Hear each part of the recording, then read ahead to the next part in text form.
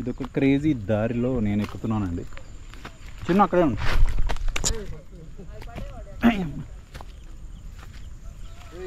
కాలు జారి పడేవాడిని. ముళ్ళు ఉన్నాయి, జాగ్రత్త. ఇది ఎక్కిన తర్వాత ఒక పెద్ద చెట్టు కనిపించిందండి మాకైతే. ఇదేం చెట్టు చెప్పుకోండి. ఇది ఎలగ చెట్టు. ఎలగ చెట్టు తెలుసు కదా, ఎలిఫెంట్ యాపిల్ అది ఏదో అంటారు దాన్ని, వుడ్ యాపిల్ అనుకుంటా. సీరియస్ కనీసం 100 ఏళ్ళు ఉంటాయండి ఈజీగా. ఎంత హ్యూజ్ సైజ్.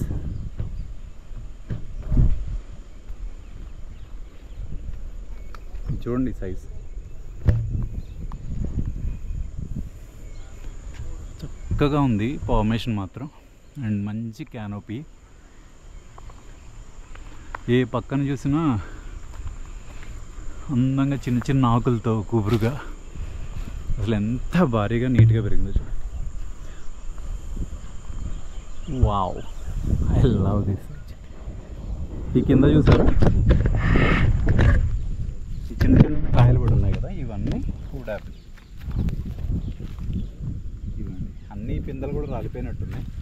మంచి కాయలు అయితే ఏం కనిపించట్లేదు, కానీ చిన్న సైజు ఉన్నాయండి బాగా. మామూలుగా అయితే చాలా పెద్దగా అవుతాయి, ఈ సైజే కనపడుతున్నాయి. ఇవి కూడా అన్ని కాయలే ఇవన్నీ, బట్ ఇవన్నీ ఆల్మోస్ట్ చిన్న చిన్న కాయలు బాగా.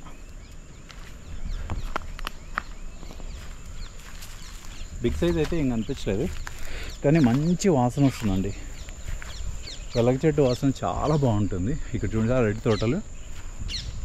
ఈ వెలగ చెట్టు వెనకాలే కృష్ణమ్మ ఒడ్డండి. ఇది పిందెలు అనుకుంటా, అన్ని పిందెలే ఉన్నాయి ఆల్మోస్ట్. పెద్ద కాయలు అయితే ఏం కనిపించట్లేదు. నేను జస్ట్ మీకు చూపించడం కోసం ఒక 2-3 ఏరాను, బట్ ఇవి యూజ్ అవుతలేదో తెలియదు.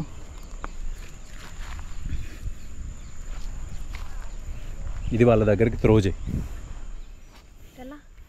అక్కడికి వెళ్ళి భాబీ అని పిలిచి. ఇవన్నీ యూజ్ అయ్యే కాయలు అయితే ఉన్నట్టు లేవండి చాలా వరకు, ఎందుకంటే సీజన్ అయిపోయిందో మరి ముందే రాలిపోయినాయో ఏదో కానీ అయ్యింది దీనికి.